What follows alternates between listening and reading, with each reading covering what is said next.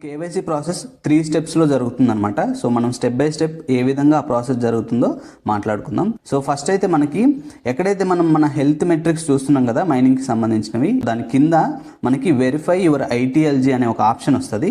ప్రస్తుతానికి ఆ ఆప్షన్ ఇప్పుడు ఉండదు, చెక్ చేయకండి. సో మనకి నెక్స్ట్ అప్డేట్లో ఆ ఆప్షన్ యాడ్ అవుద్ది అనమాట.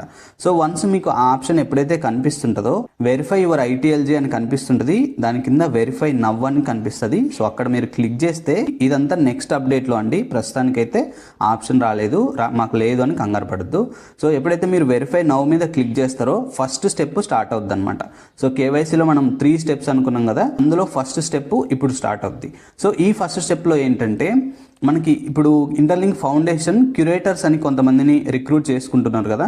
వన్స్ ఆ ప్రాసెస్ కంప్లీట్ అయిపోయిన తర్వాత మనకి అవైలబుల్గా క్యూరేటర్స్ అయితే ఉంటారనమాట. సో ఎప్పుడైతే మనకి స్టెప్ 1 స్టార్ట్ అవుద్దో ఆ స్టెప్ 1లో మనం మన క్యూరేటర్ని సెలెక్ట్ చేసుకోవాలి, మనం ఒకరిని సెలెక్ట్ చేసుకోవాలన్నమాట.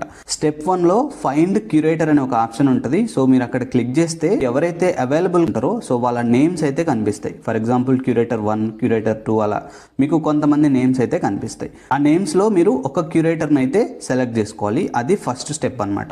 సో ఫస్ట్ స్టెప్లో ఏం చేస్తున్నారంటే మీరు ఒక క్యూరేటర్ని సెలెక్ట్ చేసుకుంటున్నారు. మీరు మీ డౌన్లైన్ అయితే ప్రాపర్గా గైడ్ చేయండి. ఈ విధంగా మీరు ఫస్ట్ క్యూరేటర్ని అయితే సెలెక్ట్ చేసుకోవాలి. ఇప్పుడు మనం సెకండ్ స్టెప్లో ఏం జరుగుతుందో మాట్లాడుకుందాం.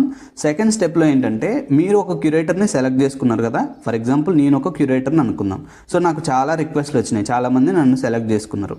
సో నేనేం చేస్తానంటే ఎవరికైతే ఎక్కువ హెల్త్ మెట్రిక్స్ స్కోర్స్ ఉన్నాయో, ఇప్పుడు మైనింగ్ స్కోర్ కానీ గ్రూప్ మైనింగ్ స్కోరు, అదేవిధంగా బర్నింగ్ సైకిల్స్ లేని ఎవరైతే యూజర్స్ ఉంటారో వాళ్ళకి ఫస్ట్ ప్రియారిటీ ఇవ్వాలి అనేది ఇంటర్లింక్ ఫౌండేషన్ అయినా లేదా ఇంటర్లింక్ చెప్పే రూల్స్ అయినా అలా ఉంటాయన్నమాట. ఎవరికైతే ఎక్కువ హెల్త్ మెట్రిక్స్ ఉంటాయో వాళ్ళనే మీరు సెలెక్ట్ చేసుకోండి అని ప్రాపర్గా ఇన్స్ట్రక్షన్స్ అయితే ఉంటాయి. సో వాళ్ళు ఖచ్చితంగా ఆ రూల్స్ని అయితే ఫాలో అవ్వాల్సి ఉంటుంది. సో వాళ్ళు ఏం చేస్తారంటే ఎవరికైతే ఎక్కువ స్కోర్ ఉందో, ఫర్ ఎగ్జాంపుల్ నాకు ఒక 5 మెంబర్స్ రిక్వెస్ట్ పెట్టారు అనుకుందాం వాళ్ళ కేవైసీ కోసం. సో ఈ 5 మెంబర్స్లో ఎవరికైతే ఎక్కువ స్కోర్ ఉందో ఫస్ట్ నేను వాళ్ళ కేవైసీ వెరిఫికేషన్ అయితే చేయాల్సి ఉంటుంది. అంతే కదా, మనకు ఉన్న రూల్స్ అవే కదా. మంచి హెల్త్ మెట్రిక్స్ ఎవరైతే మెయింటైన్ చేస్తారో వాళ్ళకి ఫస్ట్ ప్రియారిటీ ఉంటుందని చాలా డేస్ నుండి ఆ ఇన్ఫర్మేషన్ అయితే ఉంది. సో ఇప్పుడు కూడా అంతే, మీరు ఎవరినైతే ఒక క్యూరేటర్గా సెలెక్ట్ చేసుకుంటారో మీ స్కోర్ని బట్టే వాళ్ళు మీకు ప్రియారిటీ ఇస్తారనమాట. సో సెకండ్ స్టెప్లో ఏమవుద్దంటే క్యూరేటర్కి వచ్చిన చాలా రిక్వెస్ట్లో ఎవరికైతే ఎక్కువ స్కోర్ ఉందో వాళ్ళనైతే ముందుగా సెలెక్ట్ చేసుకుంటాడు. ఇప్పుడు అసలు ప్రాసెస్ అయితే స్టార్ట్ అవుద్ది. వన్స్ ఒక క్యూరేటర్ మిమ్మల్ని పిక్ చేసుకున్నాడు అంటే మిమ్మల్ని సెలెక్ట్ చేసుకున్నాడు. సో మీ హెల్త్ మెట్రిక్స్ చాలా బాగున్నాయి కాబట్టి మిమ్మల్ని సెలెక్ట్ చేసుకున్నారు అనుకుందాం. సో నెక్స్ట్ చాలా చాలా ఇంపార్టెంట్ ఇప్పుడు. సో ఎప్పుడైతే ఒక క్యూరేటర్ మిమ్మల్ని సెలెక్ట్ చేసుకుంటాడో అప్పటి నుండి 24 అవర్స్ కౌంట్ డౌన్ అయితే స్టార్ట్ అవుద్ది. ఈ 24 అవర్స్ కౌంట్ డౌన్ ఏదైతే ఉందో సో ఇది చాలా చాలా ఇంపార్టెంట్ అనమాట. ప్రతి యూజర్ కూడా ఆ 24 అవర్స్ని అయితే మీరు డిలే చేయొద్దు. చాలా జాగ్రత్తగా ఆ 24 అవర్స్లో క్యూరేటర్స్ ఏవైతే మిమ్మల్ని డీటెయిల్స్ అడుగుతారో, ఫర్ ఎగ్జాంపుల్ మీ ఐడి ఫ్రంట్ ఫోటో అప్లోడ్ చేయండి, స్టెప్ 1 అనుకుందాం. దాని తర్వాత అప్లోడ్ చేసేసారు మీరు. Next ID back photo upload చేయండి, స్టెప్ 2 అది కూడా చేసేసారు అనుకుందాం. దాని తర్వాత మీ సెల్ఫీ ఫోటో అప్లోడ్ చేయండి, అది కూడా చేసేసారు అనుకుందాం. సో ఇలా సెకండ్ స్టెప్లో మిమ్మల్ని ఏ డీటెయిల్స్ అయితే అడుగుతారో ఆ ప్రతి డీటెయిల్ కూడా మీరు వితిన్ 24 అవర్స్లో సబ్మిట్ చేయాల్సి ఉంటుంది. ఇది చాలా చాలా క్రూషియల్, చాలా చాలా ఇంపార్టెంట్ అనమాట. సో మీ డౌన్లైన్స్ని అయితే దీని గురించి ప్రాపర్గా గైడ్ చేయండి.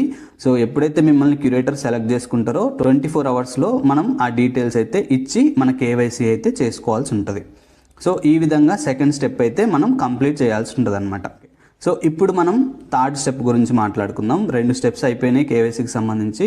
సో థర్డ్ స్టెప్లో ఏంటంటే క్యూరేటర్ ఏ డీటెయిల్స్ అయితే అడిగిరో సో అవి మీరు అన్ని ప్రొవైడ్ చేస్తారు వితిన్ 24 అవర్స్లో. సో మూడో స్టెప్లో క్యూరేటర్ ఏం చేస్తాడంటే మీ డాక్యుమెంట్స్ అన్ని ప్రాపర్గా ఉన్నాయా, డాక్యుమెంట్లో ఉన్న ఫోటోకి మీ ఫోటోకి మ్యాచ్ అవుతుందా లేదా, సో ఇవన్నీ తను ప్రాపర్గా చెక్ చేసుకొని అప్రూవ్ చేయాలా లేదా రిజెక్ట్ చేయాలా అనేది క్యూరేటర్ చేతిలో ఉంటుంది. సో దాని అర్థం ఏంటంటే మీరు ప్రాపర్గా ఐడి అండ్ మీ సెల్ఫీ పిక్ ఇవ్వడం మీ పని. సో తను అప్రూవ్ చేయడం రిజెక్ట్ చేయడం తన పని. అలా అని ఖచ్చితంగా రిజెక్ట్ ఏం చేయరు. ఎందుకంటే రిజెక్షన్ ఎప్పుడు జరుగుతుంటుందంటే మీరు అప్లోడ్ చేసిన ఫొటోస్ బ్లర్గా రావడం కానీ, లేకపోతే మీ గవర్నమెంట్ ఐడిలో ఉన్న పేరు అండ్ మీ నేమ్ కొంచెం డిఫరెంట్గా ఉండడం, లేదా ఆ ఫోటో ఈ ఫోటో మ్యాచ్ అవ్వకపోవడం.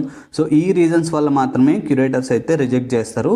సో ఆ విధంగా అవ్వకుండా మీరు ప్రాపర్గా అయితే అప్లోడ్ చేయండి. సో ప్రాపర్గా అప్లోడ్ చేసిన తర్వాత వాళ్ళ కేవైసీ త్వరగా అవుతుంది. సో దీని గురించి అయితే మీరు ఏం టెన్షన్ పడొద్దు, కానీ చేసే ప్రాసెస్ కొంచెం క్లారిటీగా చేయండి. సో ఈజీగానే అయిపోతుంది. సో దీని గురించి పెద్ద టెన్షన్ పడాల్సిన నీడ్ అయితే లేదు. కానీ ఈ 3 స్టెప్స్లో సెకండ్ స్టెప్ చాలా చాలా ఇంపార్టెంట్. అది వితిన్ 24 అవర్స్ మాత్రమే మనకి టైం ఉంటుంది. సో ఎవరైతే ఆ 24 అవర్స్లో ఆ డీటెయిల్స్ మీరు ఇవ్వలేదు అనుకుందాం ఫర్ ఎగ్జాంపుల్, సో అప్పుడు ఏమైందంటే మీరు నెక్స్ట్ రౌండ్కి వెళ్ళిపోతారు అనమాట. అంటే మిగతా యూజర్స్ అందరు కేవైసీలు అయిపోయిన తర్వాత మళ్ళీ మీకు అవకాశం రావచ్చు. సో ఆ 24 అవర్స్ని అయితే మీరు ప్రాపర్గా యూటిలైజ్ చేసుకోండి. అండ్ మీ డౌన్లైన్ అయితే ఖచ్చితంగా ఈ విషయంలో ప్రాపర్గా గైడ్ చేయండి.